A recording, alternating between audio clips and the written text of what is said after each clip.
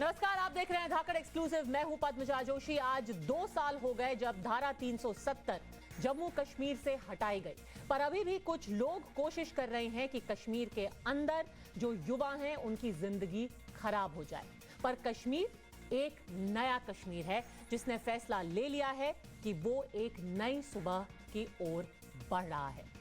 ये सारी खबरें हम आपको एक्सक्लूसिव दिखाएंगे आगे। सबसे पहले आपको बता दें, इस वक्त की जो बड़ी खबर आ रही है, रवि दहिया ने ओलंपिक में सिल्वर मेडल जीता और फाइनल में रूस के जोरा से 7-4 से वो हारे तो, पर 57 किलो फ्री स्टाइल के फाइनल में उन्होंने सिल्वर मेडल जीता है। सबकी नजर रवि दहिया पर थी, वो खूब लड़े लेकिन देश को सिल्वर मेडल दिला पाए। इससे पहले मैच में विरोधी खिलाड़ी ने अपने दांतों से उनके हाथों को काट दिया था। आगे हम रवि के पिताजी से भी बात करेंगे। जाहिर सी बात है कि पूरा गांव इस वक्त सिर्फ और सिर्फ जश्न के माहौल में डूबा हुआ है। उनके पिता राकेश जी से भी हम आगे बात करेंगे। पर आज जो हमने नए कश्मीर की बात की, एक तरफ है नया भारत जो आपको टोक्यो ओलंपिक में दिखाई दे रहा है। 23 साल के रवि दहिया, मीराबाई चन्नू, ये सब चेहरे हैं नए भारत के जो कि टोक्यो में देश का नाम ऊंचा कर रहे हैं। और दूसरी तरफ है नया कश्मीर भी, नया भारत का नया कश्मीर, जहां पर 100 फीट ऊंचा झंडा, 100 फीट ऊंचा तिरंगा अब फहराया जाएगा। 10 तारीख को इसको आवाम के हवाले किया जाएगा। भारतीय सेना ने इस 100 फीट के झंडे को, 100 फीट के तिरंगे को महज 2 महीने के वक्त में तैयार किया है और इसको देश के नाम किया जाएगा इंडिपेंडेंस डे से ठीक पहले। आज है 5 अगस्त, वो तारीख जब 2 साल पहले जम्मू कश्मीर से अनुच्छेद 370 और 35A को हटा दिया गया था। इन 2 सालों में बार बार सरकार के इस फैसले पर सवाल उठाए गए। यह तक कहा गया कि घाटी में झंडा उठाने वाला कोई नहीं बचेगा। आपको याद होगा, महबूबा मुफ्ती ने कहा था कि अगर 370 हटा तो एक भी हाथ नहीं होगा जो कि घाटी में तिरंगे को उठाएगा। आज ना सिर्फ लोगों के हाथ में तिरंगा है, बल्कि 100 फीट ऊंचा तिरंगा भी तैयार हो गया है, जहां घाटी के हर कोने से यह तिरंगा फहराता हुआ आपको दिखाई देगा। लेकिन जो बोला गया था उसके बिल्कुल उलट हो रहा है। हम आपको इसकी मिसाल 2 तस्वीरों के माध्यम से दिखा रहे हैं। पहली तस्वीर देश के मान को बढ़ाने वाली। आप पहली तस्वीर में जो राष्ट्रीय ध्वज देख रहे हैं वो 100 फीट ऊंचा है। इसके बारे में हम आपको विस्तार से बताएंगे कुछ ही मिनटों में। अब आप दूसरी तस्वीर भी गौर से देखिए। यह तस्वीर जम्मू कश्मीर में नार्को टेरर की कहानी सुना रही है। जब बदलाव आया तो उसको रोकने की, लोगों को बिगाड़ने की लगातार कोशिश पाकिस्तान अभी भी कर रहा है। वहां बैठे आतंकियों ने कश्मीर में ड्रग्स का अब जाल फैलाने की कोशिश की है। उनकी कोशिश है कि ड्रग्स के जरिए कश्मीर में हो रहे विकास को रोक दिया जाए, लेकिन यह हो नहीं पाया। और अब कश्मीर के आसमान में लहराता तिरंगा देश के हर दुश्मन को कश्मीर की जनता का सबसे पुरजोर जवाब है। स्वतंत्रता दिवस से 5 दिन पहले 10 अगस्त को कश्मीर के गुलमर्ग में 100 फीट की ऊंचाई पर देश की आन बान और शान लहराएगी। सबसे पहले हम आपको धाकड़ एक्सक्लूसिव वीडियो दिखाते हैं जो आपको जोश से भर देगा।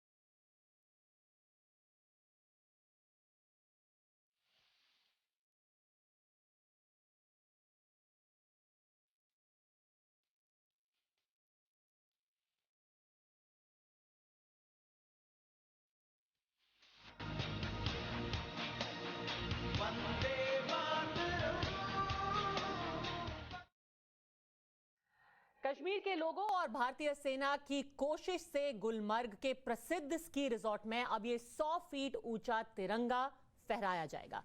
आपको बताते हैं विस्तार से कि इस इस तिरंगे में सबसे खास बात क्या है? आपको ये बता दें कि ये तिरंगा कश्मीर में सबसे ऊंचा होगा। इससे अलग रियासी जिले में आजादी के 75वें अमृत महोत्सव के अवसर पर अखिल भारतीय विद्यार्थी परिषद ने 15 अगस्त को 200 जगहों पर तिरंगा फहराने की बात भी की है। तो ये होगा 100 फीट ऊंचा तिरंगा गुलमर्ग में। उसके अलावा अलग अलग जगहों पर एबीवीपी यानी कि अखिल भारतीय विद्यार्थी परिषद ने भी कहा है कि वो जो 75वां उसकी वर्षगांठ होगी उस पे 200 जगहों पर तिरंगा फहराएगी। कश्मीर में लगभग 1000 जगहों पर तिरंगा कुल मिलाकर फहराया जाएगा। सेना और दफ्तरों के लिए तिरंगा बना देश प्रेम बढ़ा रही है। और आपको बता दें कि कश्मीरी युवक और युवतियां श्रीनगर से 110 किलोमीटर दूर कुपवाड़ा जिले के कुनन पोशपोरा इलाके में कश्मीरी महिलाएं सेना और सरकारी दफ्तरों के लिए बड़े पैमाने पर राष्ट्रीय ध्वज सिलती हैं। महिलाओं का कहना है कि सेना वर्दी पहनकर देश और हम तिरंगा बनाकर देश की सेवा कर रहे हैं। भारतीय सेना के सहयोग से कुनन बंबागुल गांव में एक टेलरिंग और कढ़ाई सेंटर भी चलता है। इसी सेंटर पर कुनन पोशपोरा इलाके की महिलाएं तिरंगा बनाने का काम सीखती है। यह सेंटर 17 मार्च 2021 को शुरू किया गया। यहां करीब 40 लड़कियों को प्रशिक्षण दिया जा रहा है। ट्रेनिंग के साथ साथ ये महिलाएं ड्रेस भी तैयार करती हैं। इस सेंटर में लड़कियां तिरंगा सिलती हैं और उसकी सप्लाई फिर सेना में होती है। लड़कियां जब यहां तिरंगे बनाती हैं तो उन्हें यह भी एहसास होता है कि अपनी देश की सेवा में एक तरह से वो अपना योगदान दे रही है। आपको बता दें कि 2 साल में ये जो पूरी राह है आसान नहीं रही है। और सबसे ज्यादा अगर 2019 से पहले किसी को होता था तो वो कश्मीर की यंग जनरेशन को होता था। जो नेता है वहां के वो तो बंद का कॉल दे देते थे, पर जब काम ठप पड़ जाता, जब स्कूल बंद हो जाते, तो सबसे ज्यादा नुकसान उस युवा को होता था जो एक नए भविष्य की तरफ देखना चाहता था। अब 2 साल बाद कैसे बदली है उनकी जिंदगी? उनके लिए तिरंगा क्या मायने रखता है? 5 अगस्त की तारीख उनके लिए क्या मायने रखती है? सुनिए उनसे। जो पिछले साल 5 अगस्त इसी टाइम में ये हालात थोड़े बुरे हुए, उसके बाद दिन ब दिन रिकवर हो गए। वी आर वेरी थैंकफुल ये रिकवर हो गए। तो हम यहाँ चाहते हैं कि बस अमन हो और सुकून हो। जानते हैं कि 2 साल पहले जो एब्लिगेशन ऑफ 370 हुआ था, उसके बाद जो हालात जो लोग बोल रहे थे, आ रहे थे कि ऐसा होगा, हालात ख़राब हो जाएंगे, लेकिन उसके बाद जो आर्मी का रोल रहा, खासकर कश्मीरियों में, जो उन्होंने जो अपने अंदर का जो उनको बताया कि हमें आपसे कितनी मोहब्बत है, इनके साथ बात की, इनके साथ शाना बशाना चले, इनकी प्रॉब्लम्स को सॉल्व किया। जहाँ पे कश्मीरियों को लगा कि यहाँ पे अभी प्रॉब्लम्स आ रही है, आर्मी का रोल बहुत ज़्यादा रहा था। तो उस चीज़ को खासकर जो है हम लोगों ने भी नोट किया है कि 370 की एप्लीकेशन के बाद कश्मीर और आर्मी एक दूसरे के बिल्कुल क्लोज आ चुके हैं। आर्टिकल 370 को हटाया गया था, उसके बाद से हमारा काम जो है बहुत कम हो गया था। बहुत टूरिस्ट जो यहाँ पे आना बिल्कुल ही बंद हो गया था।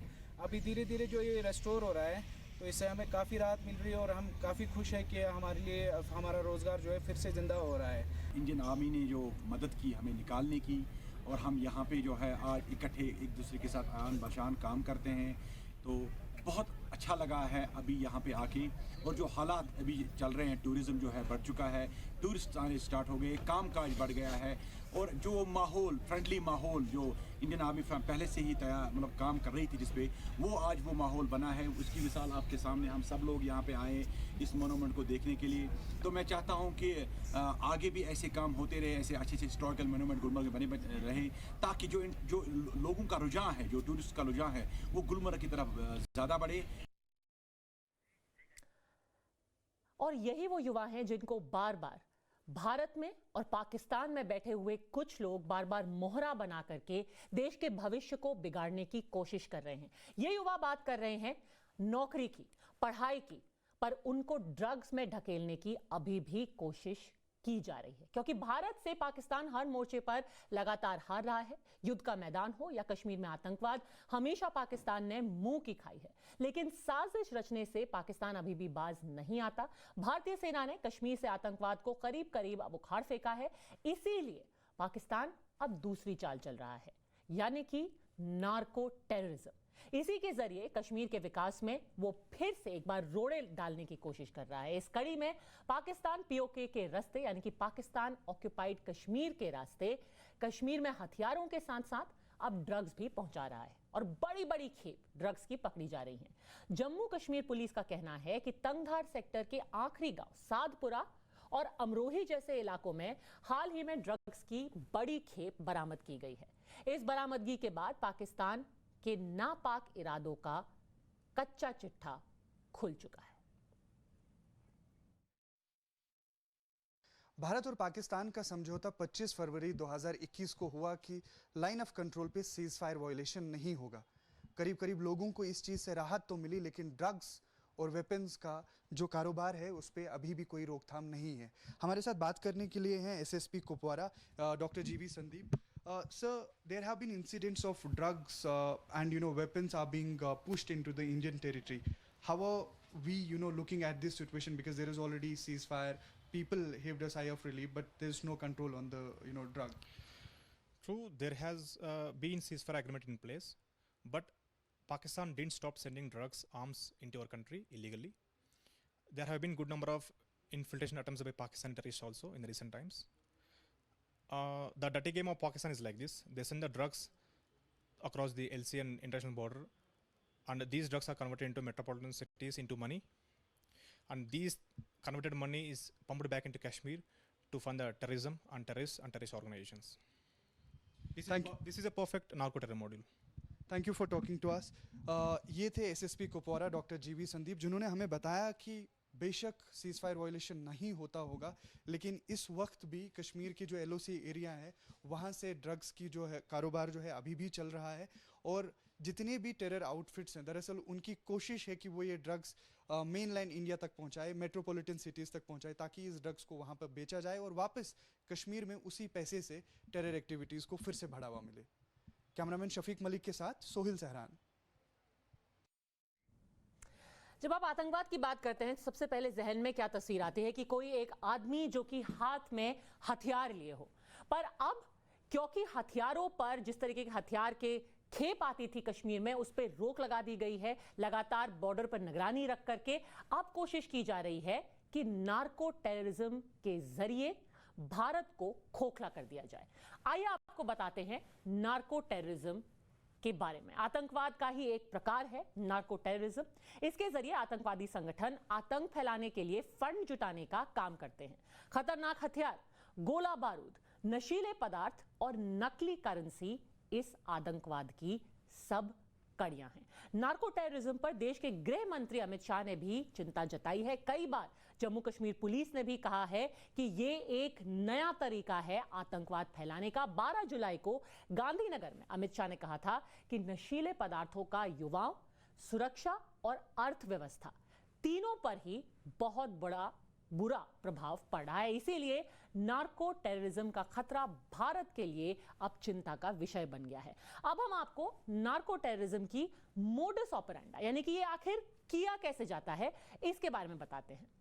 पाकिस्तान में पल रहे आतंकी संगठन यानी कि जैश ए मोहम्मद, हिजबुल मुजाहिदीन, लश्कर ए तैयबा, ये और कई और संगठन कश्मीर में आतंक और आतंकवादियों को ताकतवर बनाने के लिए ड्रग्स का व्यापार करते हैं।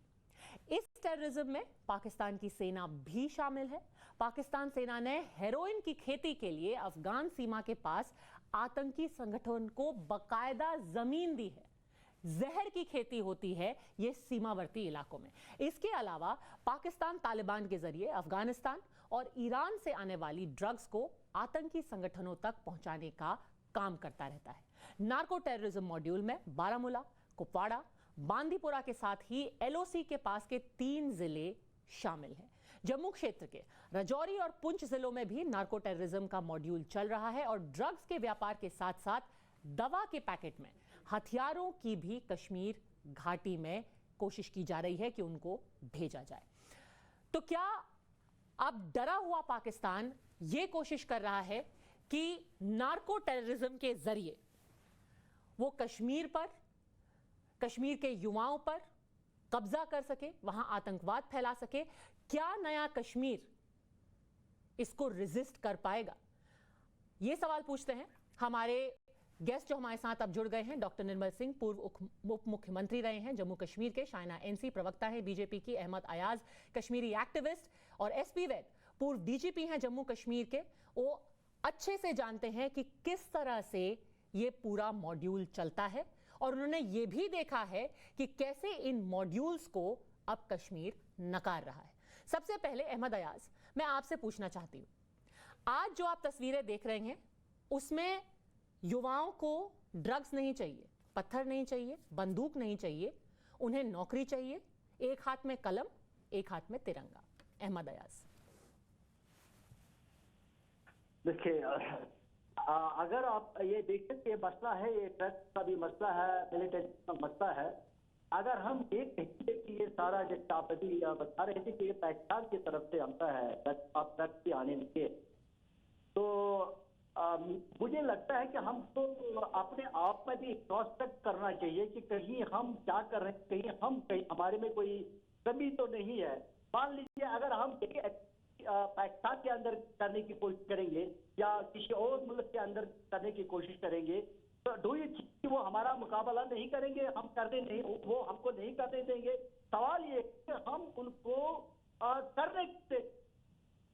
हम ऐसा कौन सा लाया अमल और कौन सी हमारे पास ऐसी कोई प्लान नहीं है कि हम उनको 30 साल से कश्मीर मिलिटेंसी से जूझ रहा है, लोग मरते जा रहे हैं और हम ये कहते हैं और मान भी रहे हैं कि पाकिस्तान की तरफ से मिलिटेंसी आती है, क्या हम उसको मुकाबला नहीं कर सकते हैं?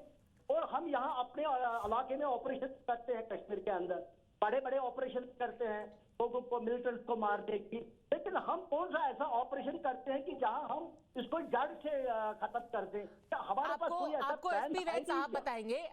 तो गलती उसकी नहीं है जो कि साजिश के तहत ये ड्रग्स भेज रहा है, गलती उसकी है जो उसको रोक रहा है, या आप कह रहे हैं रोक नहीं पा रहा। एसपी वैद साहब, एक सवाल कि ये प्लान करके रोक क्यों नहीं दिया जाता, इसको जड़ से क्यों नहीं काट दिया जाता, ये जो नार्को टेररिज्म चल रहा है? और दूसरा, आप अपने खुद के अनुभव से बताइए कि क्यों ये नार्को टेररिज्म बहुत ही खतरनाक है। जिस तरीके से जो हम ये पत्थरबाजी वगैरह जो देखते हैं, आए दिन देखते थे पहले, कैसे इस नार्को टेररिज्म से जुड़ा हुआ है? एसपी वैद साहब। पद्मजा, नार्को टेररिज्म एक पाकिस्तान की रणनीति का हिस्सा है, और जैसे आप भी बता रही थी, हमारी नॉलेज में तो बहुत पहले से है कि किस तरह से पाकिस्तान अफगानिस्तान के बॉर्डर पे इसकी बाकायदा खेती करवाता है। अफगानिस्तान में जितनी ड्रग्स पैदा होती है उसको पंप करता है। बेसिकली ये ड्रग्स को, इसकी दो पर्पस हैं। एक, इससे जो पैसा जनरेट हो उसको टेररिज्म में इस्तेमाल किया जाए, पत्थरबाजी के लिए इस्तेमाल किया जाए, सेपरेटिज्म के लिए इस्तेमाल किया जाए, और दूसरा जो भारत का यूथ है, कश्मीर भी भारत का हिस्सा है, उसको बिल्कुल बर्बाद किस तरह से किया जाए। क्योंकि आप सभी जानते हैं कि पाकिस्तान की एक रणनीति है भारत की बर्बादी, और उसमें ये आईएसआई कुछ भी हथकंडा अपनाएगी करने के लिए। उसमें अब आप देखिए, पहले जितने टेररिस्ट ग्रुप्स इन्फिल्ट्रेट करते थे उसमें सारे ग्रुप तो इंटरसेप्ट नहीं होते बॉर्डर पे। लेट से अगर 100 ग्रुप आता है, उसमें से 10 या 15% ग्रुप जो है, अगर उनसे एनकाउंटर होता है, जब एनकाउंटर होता था तो उनके डेड बॉडी के साथ फेक करेंसी और ड्रग्स के पैकेट मिलते थे, असले बारूद के साथ। तो ये पहले रणनीति हुई। उसके बाद यहाँ हमारे एक स्टार्ट हुआ कि पाकिस्तान इंडिया के बीच में ट्रेड होगा। तो आप जैसे जानते हैं, उड़ी से हमारे ट्रेड एक्सचेंज होता था, ट्रक्स आते थे। अब उसके बहाने आईएसआई ने ड्रग्स भेजना शुरू किया और उस ट्रेड को इस्तेमाल किया कि किस तरह से उसको अंडर वैल्यू किया जाए, उसका पैसा टेररिज्म में जाए, ड्रग्स को भेजा जाए, उसका पैसा जो जनरेट हो इंटरनेशनल मार्केट में, मुंबई में या दिल्ली में, उसको पैसे मेरे टेररिज्म में यूज किया जाए। एक बार मैं अपने टेन्यूर का बताता हूँ, 2018 और 17 की बात है, उड़ी में 70 किलो हीरोइन पकड़ी गई एक ट्रक में। हमारे पास स्पेसिफिक इंफॉर्मेशन थी, उसको इंटरसेप्ट किया। ऐसे अगर हमने एक पकड़ा, पता नहीं कितनी कंसाइनमेंट ऐसी चली गई है। तो आप इमेजिन करें 70 करोड़ की हीरोइन, 1 करोड़ की 1 किलो आती है, वो इंटरसेप्ट की। उसके बाद आप आजकल देख रही हैं इंटरनेशनल बॉर्डर जम्मू रीजन में टनलिंग करके हथियार, ड्रग्स और फेक करेंसी भेज जाती है। आप ड्रोन का इस्तेमाल किया जा रहा है। तो जब आपका नेबर इस बात पे अड़ा हुआ है, जिसकी नीयत है, बदनीयत है कि इंडिया को किस तरह से फाइनेंशियल जो आर्थिक व्यवस्था उसको खत्म किया जाए, इसके यूथ को खत्म किया जाए। बिल्कुल, आर्थिक व्यवस्था और उसके भविष्य को, जो कि कश्मीर के भारत के यूथ हैं, जो उसके यंग लोग हैं, जो कि आगे बढ़ना चाहते हैं, जो देश को आगे बढ़ाएंगे, डॉक्टर निर्मल सिंह। और कई ऐसे भी लोग हैं जो कि उनके रहनुमा यहां इंडिया में बैठे हुए हैं। पर सबसे जरूरी बात यह है कि आज के कश्मीर के यूथ ने यह साफ कर दिया है कि अब वो इस तरीके के हथकंडों में नहीं फंसेगा। एक तो मैं कहूंगा कि ये जो जिहादी जो संघर्ष है, जो एक टेररिज्म और उसके नाते जरिए जो भारत को तोड़ना चाहते हैं, ड्रग्स उसका जो अलग अलग हथियार है उनमें से एक है। और ये जिहादी, मैं कहता हूं तालिबान जैसे कर रहे हैं बाकी जगह भी, तो उसका एक बहुत बड़ा इंपॉर्टेंट पार्ट है ये। अभी मैं जो कश्मीर के एक्टिविस्ट बात कर रहे थे, शायद एजाज कह रहे थे, मैं सुन रहा था उनको, उनका मानना कि शायद जो है भारत है, जो यहाँ के लोग हैं, यहाँ की सरकार है, उसी में कमी है। ये कभी भी पाकिस्तान क्या कर रहा है, टेररिस्ट क्या कर रहे हैं, जो है ये जो थे हुर्रियत के लोग वो क्या करते हैं, लूज एक्सेशन वाले क्या करते हैं, कभी भी इसकी बात नहीं करेंगे और हमेशा ये कमी ढूंढने की कोशिश करेंगे। भारतीय जो व्यवस्था है, यहाँ की जो लोकतांत्रिक सरकार है, उसमें तो ये हमेशा करेंगे। लेकिन आज जो है 5 अगस्त 2019 को जो हुआ है, और आज ये कहते हैं कि 2 साल में सब गड़बड़ हुई, बंद करके रखे हो। हम ये नहीं कह सकते कि क्यों किया। इनका जो है जहन जो है वो ठीक नहीं है। लोग इसके साथ, लेकिन कश्मीरी आज समझ गया, कश्मीरी आज समझ गया, वहां के नौजवान समझ गए। लेकिन हमारा ये है कि इसे कैसे निजात मिल जाए। मसला वो है कि कश्मीर को कैसे इस मुसीबत से फ्री किया जाए। साहब, निजात तो मिलेगी, पर सबसे दुख की बात यह है कि कुछ कश्मीर में बैठे ही लोग इससे ना सिर्फ ये धंधा करवाते हैं, पर इससे अपनी जेबें भरते हैं। खुद के कश्मीर के जो युवा हैं, वो उनकी जिंदगी खराब होती है और कुछ लोग अपने बड़े बड़े बंगले बनवाते हैं। यही सबसे बड़ी त्रासदी है। शाइना एनसी, क्या आपको लगता है कि ड्रग्स ऐसे ही आ जाते हैं? उनको ट्रकों में भर के लाता कौन है उड़ी के रास्ते? शाइना एनसी, एक तरफ हमने देखा है कि आतंक को ऑलमोस्ट खत्म किया है इस सरकार के राजनीतिक इच्छा शक्ति से और हमारे जवानों की वीरता से। लाइन ऑफ कंट्रोल में अब जो नारकोटिक्स का टेररिज्म है, इसके पीछे कौन है? एक गोल्डन क्रेसेंट कंट्रीज जो अफगानिस्तान, ईरान, पाकिस्तान है, वो एक तरफ।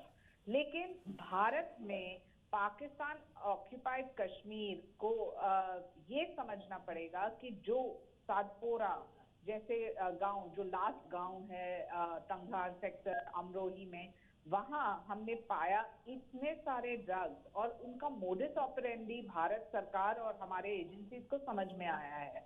जहां जैश ए मोहम्मद हो, हिजबुल हो, मुजाहिदीन हो, लश्कर तौयबा हो, पाकिस्तान में वो ये ड्रग्स को बना रहे हैं। एक सेल्फ रिलायंस, एक स्पर्धा, जहां वो चाहते हैं कि आतंक संगठन अफगान के बॉर्डर से आते हैं, वो कल्टिवेट करते हैं हेरोइन। तो ये बहुत बड़ी समस्या है पद्मजा, और मुझे लगता है कि आज के ये डिबेट में आपने सही हाईलाइट किया है, क्योंकि इसमें तालिबान भी जिम्मेदार है, क्योंकि वो भी एक तरफ से अफगानिस्तान और ईरान से ये ड्रग्स प्रोक्योर करते हैं।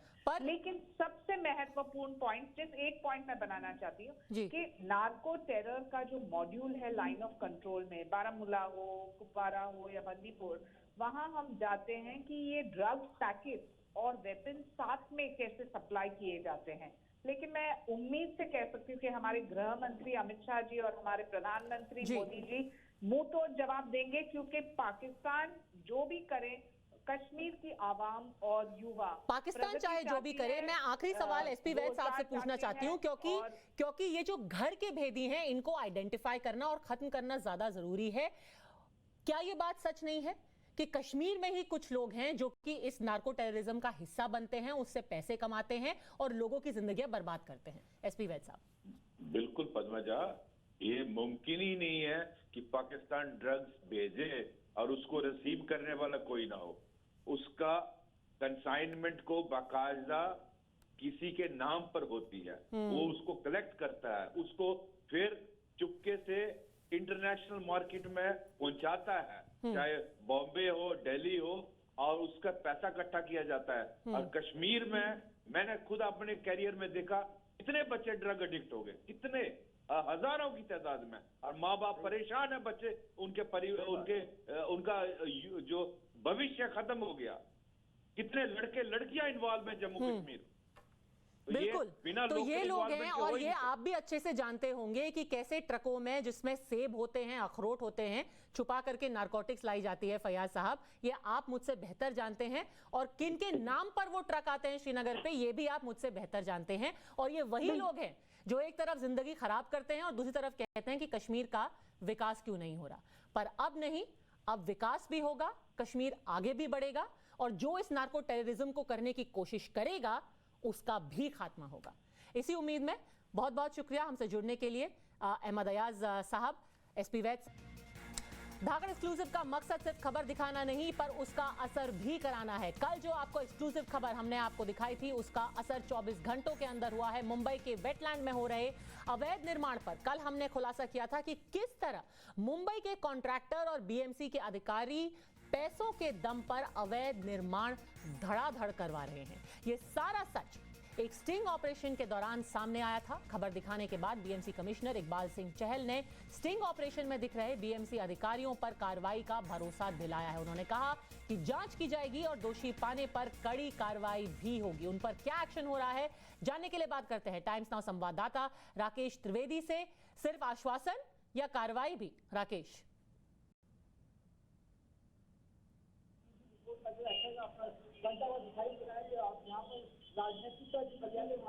आप यहाँ पर राजनीतिक का जो गलियारे वहाँ पर तो इसकी हलचल दिखाई दी। जो विपक्षी पार्टियां हैं, खासतौर से बीजेपी जो विपक्ष में यहाँ पर है, उसने इस मुद्दे को जोर शोर से उठाया। तो वहीं दूसरी तरफ भले ही जो है एनसीपी और कांग्रेस गठबंधन में है शिवसेना के साथ कॉमन मिनिमम प्रोग्राम के तहत, लेकिन उन्होंने ये साफ कर दिया है कि इस मसले पर वो शिवसेना से अलग है। वो चाहते हैं कि इस मामले में ऐसे भ्रष्ट अधिकारियों के खिलाफ कार्रवाई हो। तो वहीं दूसरी तरफ खुद बीएमसी कमिश्नर इकबाल सिंह चहल ने यह आश्वासन दिया है कि इस मामले में डिसिप्लिनरी एक्शन के आदेश तुरंत दे दिए गए हैं। अगले कुछ दिनों में ये उम्मीद की जा सकती है कि उनका ये एक्शन कंप्लीट होगा, उनका ये इन्वेस्टिगेशन कंप्लीट होगा और इन अधिकारियों के खिलाफ कुछ कार्रवाई होगी। लेकिन यहाँ पर बड़ा सवाल ये भी है कि क्या सिर्फ इन अधिकारियों के खिलाफ कार्रवाई होगी, या जो अवैध कमजोर निर्माणों का जो जाल फैला हुआ है उनके खिलाफ भी कार्रवाई होगी? क्योंकि Padmaja, RTI activist, social activist जो हैं, उनको जो जानकारी मिली थी इसमें इफ्तिकार शाह को, उसमें 180 से ज्यादा बिल्डिंगों को बीएमसी ने नोटिस भेजी स्टॉक पर की, लेकिन उस पर कोई कार्रवाई नहीं की गई। तो ऐसे में इस मामले में 2 डजन से ज्यादा शिकायतें पहले ही हो चुकी है, लेकिन कभी भी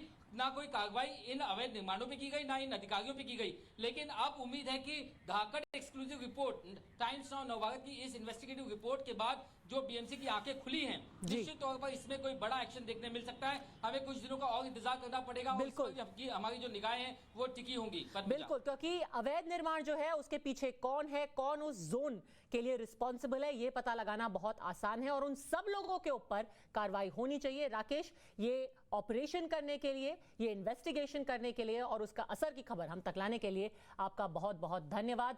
बड़ी खबर आ रही है पाकिस्तान से, जहां गणेश मंदिर पर हमले के मामले में इमरान खान ने तोड़-फोड़ की निंदा की है। आईजी पंजाब को कार्रवाई करने के आदेश भी दिए हैं। आपको याद होगा वो तस्वीरें जो हमने आपको दिखाई थी टाइम्स नाउ नवभारत पर, जहां पर एक पूरी भीड़ दिखाई दे रही है, लाठी लेकर, हॉकी स्टिक लेकर उन्होंने मंदिर के अंदर प्रवेश किया और वहां जमकर तोड़फोड़ की, मूर्ति को उठाकर जमीन पर पटक दिया।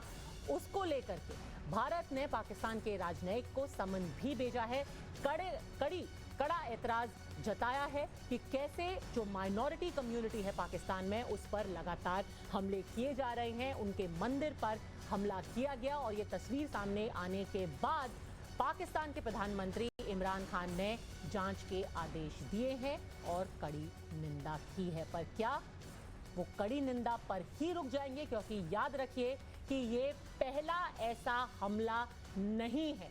लगातार खबरें आती रही हैं हिंदू समुदाय की, सिख समुदाय की लड़कियों का अपहरण करके उनकी जबरन शादी कराई जाती है, उनका धर्म परिवर्तन कराया जाता है। लगातार जो हिंदू ट्रेडर्स हैं, बिजनेसमैन हैं, उनसे उगाही की जाती है। लगातार उनके जो धार्मिक स्थल हैं, हिंदुओं के धार्मिक स्थल हैं, उन पर हमले किए जाते हैं। ये पाकिस्तान के अलग अलग हिस्सों से लगातार ऐसी तस्वीरें, ऐसी खबरें सामने आई हैं। आज तो प्रधानमंत्री इमरान खान इस घटना की निंदा कर रहे हैं, पर ये जो रैडिकल एलिमेंट्स पाकिस्तान में हैं, उन पर नकेल कसने के लिए क्या इमरान खान सच में कुछ करेंगे? ये देखिए, ये है वो तस्वीरें जिस तरीके से मंदिर पर हमला किया गया।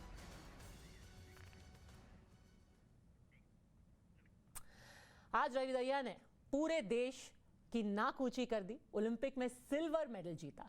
फाइनल मैच में भले से ही 7-4 से वो रूस के जोरा से हार गए, पर पूरे देश में खुशी की लहर दौड़ गई।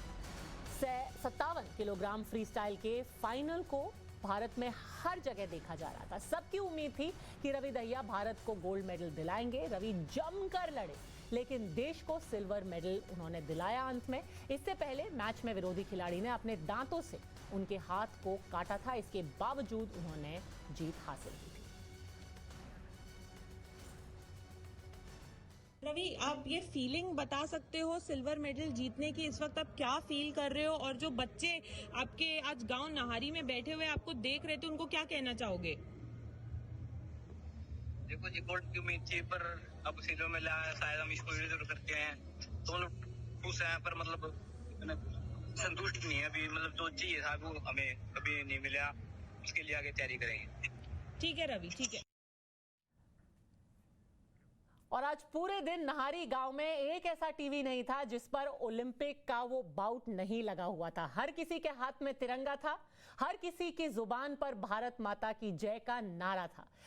रवि दहिया को भले से ही सिल्वर मेडल मिला हो, पर उनके परिवार की खुशी का कोई ठिकाना नहीं है। रवि के पिता बेटे पर जाहिर सी बात है गर्व कर रहे हैं। रवि के पिता अब हमारे साथ जुड़ गए हैं। राकेश जी, बहुत बहुत शुक्रिया हमसे जुड़ने के लिए। सबसे पहले आपसे ये पूछना चाहूंगी कि आज जो हरियाणा सरकार ने अनाउंसमेंट किया है, कहा है कि आपके गांव में, नाहरी में, जहां की मिट्टी में ही पहलवानी है, वहां पर एक इंडोर स्टेडियम बनाया जाएगा।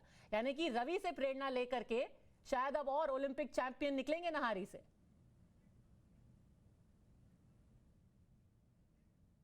और भी बहुत चैंपियन निकलेंगे जी। और इससे पहले भी जी ओलंपिक कई हुए हैं जी। अमित पहलवान, बुरू पहलवान, महावीर नाम था जी बुरू का करते, और अमित पहलवान भी 12 में ओलंपिक में गया है जी। और कॉमनवेल्थ में भी जी गोल्ड मेडल है जी अमित का, और बुरू भी। और हमारे गांव के और रघुवीर पहलवान, लीलू पहलवान और हमारे चांद पहलवान परिवार के भी थे जी सुंडा, वो भी अच्छे प्लेयर हुए हैं जी। हमारे गाँव बहुत पुराना खेल है जी ये कुश्ती का और हॉकी का जी। कई खेल हैं जी, स्टेडियम बनेगा और सरकार पर जी पूरा भरोसा है हमको। जी हमको बहुत खुशी है जी। पूरे देश का बच्चा है जी, ये सभी का बच्चा है जी। ये मतलब हमको सरकार पर बहुत भरोसा है जी। गांव में हमारे में गली, सड़क, पानी की सुविधा, लाइट की और स्टेडियम बनेगा।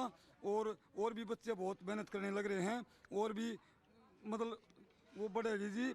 बहुत नीचे से बहुत तैयारी करेंगे जी बच्चे, क्योंकि ये इस लेवल पर मेडल आ गया जी बढ़िया। और 8 में मेडल आया था सुशील का। उसके बाद में बहुत बढ़ोतरी बन गई थी सारे का कुश्ती ना तो बैठ रही थी। 1952 में मेडल आया था ओलंपिक में महाराष्ट्र से जी, और सुशील का फिर 12 में योगेश्वर दत्त का सुशील का जी कुश्ती संघ उठ गया जी उसके बाद में। और जी रवि का भी सपना था, हमारा भी, ये योगेश्वर दत्त, सुशील पहलवान जी ऐसे ऐसे मेडल लाए हैं, हम भी ऐसे पहलवान बने, हमारा भी जुनून था ये। और इस सतर पे ये भी पहुंच गए हैं। और सभी देश का, सभी गाँव का, सभी गवांड का, सभी का बच्चा है ये, और सभी का।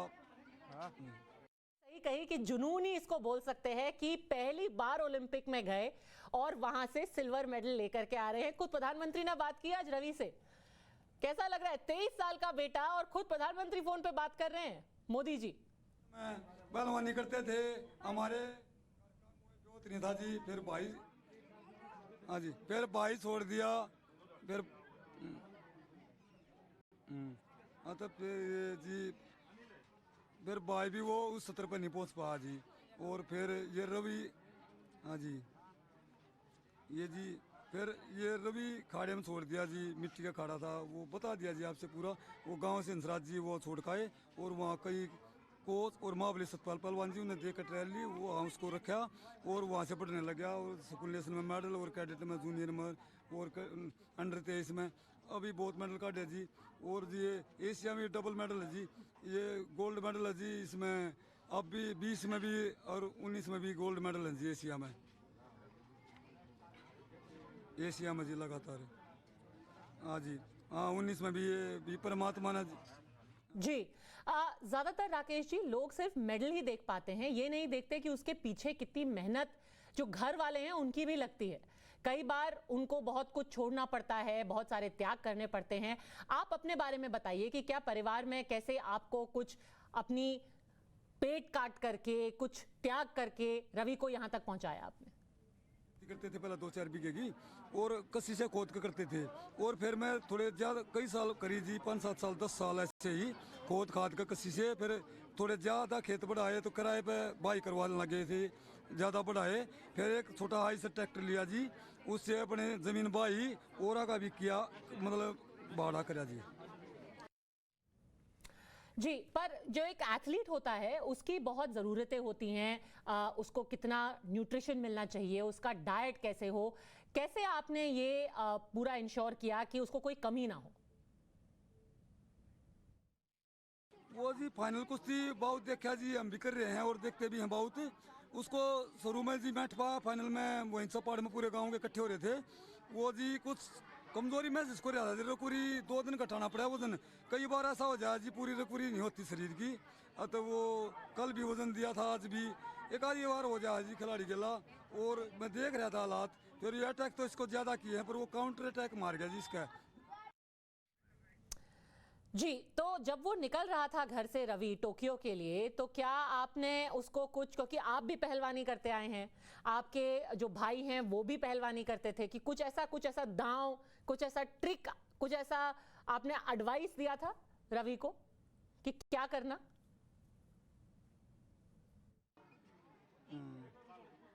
परिवार की जी खास यही है जी, वो जी गुरु उनके महाबली सतपाल पहलवान जी हैं और हमारे गांव का एक अरुण पहलवान है जी, उन्होंने भी बहुत गाइड किया। 12-13 साल से वो लग रहा है जी, वो उनका कोच भी मान लो और सीनियर पहलवान है और उनका पार्टनर भी है, वो उनके साथ वो मंडा रहता है जी।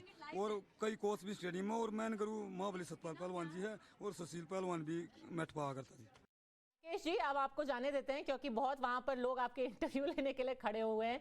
जाहिर सी बात है आज के दिन आपको सेलिब्रेट करने का दिन है, सब लोग आपके पास आए हैं, पूरे जो आपके गांव का नाम है पूरे देश में दुनिया में रोशन हो रहा है। बहुत बहुत शुक्रिया हमसे जुड़ने के लिए और बहुत बहुत शुभकामनाएं रवि के मेडल के लिए।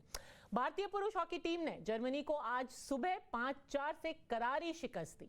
1980 के बाद पहली बार भारत ने ओलंपिक में कोई पदक अपने नाम किया है। भारतीय टीम की इस ऐतिहासिक जीत को लेकर हर तरफ जश्न का माहौल है। सुबह सुबह लोग उठ करके टीवी के सामने जाके बैठ गए, क्योंकि सोचिए 40 साल बाद इस मकाम तक पहुंची है हमारी भारतीय टीम, और ना सिर्फ इस स्टेज तक वो पहुंची पर मेडल भी लेकर आई। तस्वीरें देखिए, जीत के बाद भारतीय टीम टोक्यो में जब स्टेडियम से निकली तो जीत की खुशी उनके चेहरे पर साफ दिखाई दे रही थी। 41 साल बाद मेडल का सूखा टूटा, मैच बड़ा रोमांचक रहा।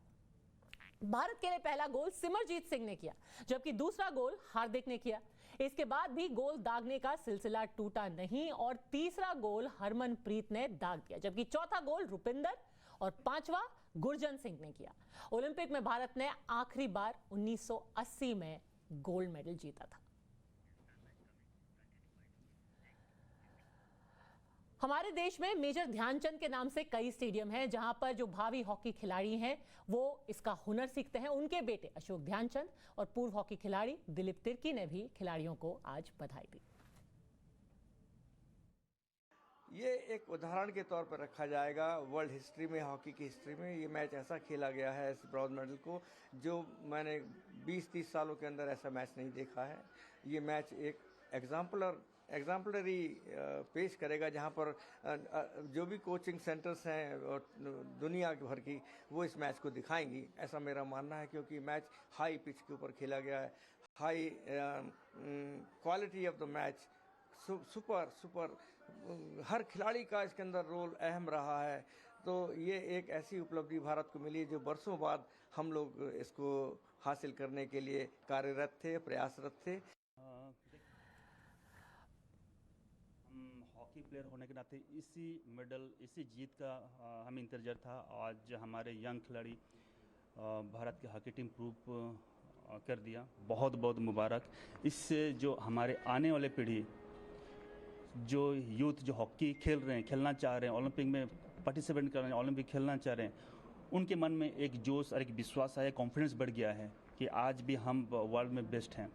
और मेरे ख्याल से जिस तरीके से इस टूर्नामेंट में हमारे लड़के खेले हैं, जिस तरीके हमारे खिलाड़ी खेले हैं स्टार्टिंग से लेके आज, हम सबका उम्मीद था अच्छा करेंगे। मैच में अप डाउन था, हम मायूस भी हुए हैं, हम हार भी देखे हैं, लेकिन फाइनली आज ब्रॉन्ज मेडल जीते हैं। हम काफ़ी खुश हैं और मैं कहूँगा, मैं धन्यवाद देना चाहूँगा जितने भी खिलाड़ी, हमारे officials, coach, manager, hockey India. Bronze medal Bharat के खाते में आने के फौरन बाद प्रधानमंत्री ने खुद फोन पर सारे खिलाड़ियों से बात की। उनकी चेहरे की हंसी देख करके ये समझ में आ रहा था कि उनके लिए ये कितना बड़ा दिन है। केंद्रीय मंत्री स्मृति ईरानी ने भी भारतीय पुरुष हॉकी टीम को शुभकामनाएं दी। उन्होंने कहा कि अपने खिलाड़ियों पर पूरे देश को नाज है। बहुत बड़ा दिन हॉकी के लिए, जिस तरह से जो पुरुष टीम है ब्रॉन्ज आई 41 साल के बाद, जैसा 4 दशकों का इंतजार जो आज खत्म हुआ, उसके लिए जितना आभार देते हैं टीम इंडिया को उतना कम है। आज का ये दिन प्रेरणा का दिन बनेगा। आज का ये दिन किसी उत्सव से कम नहीं। इतिहास 5 अगस्त का अपने आप में धारा 370 के संदर्भ में, राम मंदिर के संदर्भ में तो बहुत चर्चित है। आज एक और उसमें कृष्ण जुड़ा है कि भारत की हॉकी टीम हमारा गर्व से सर ऊंचा किया है। उनके वर्षों की अधिक जो उनका परिश्रम है वो रहा है। और कल महिला भी टीम में ब्रॉन्ज के लिए खेलने वाली है। मैं इतना कहूँगी कि देश को नाज है अपनी उन बेटियों पर, चाहे वो हॉकी में हो, चाहे बॉक्सिंग में हो, जिन्होंने हमारा सर ऊंचा किया और एक पद प्रतिस्थापित किया हमारे देश की महिला कि एक बार वो ठान ले हमारे देश की बेटियों, तो उसके लिए कुछ भी असंभव नहीं। आज सुबह पूरा देश टीवी पर सिर्फ और सिर्फ इस मैच को देख रहा था।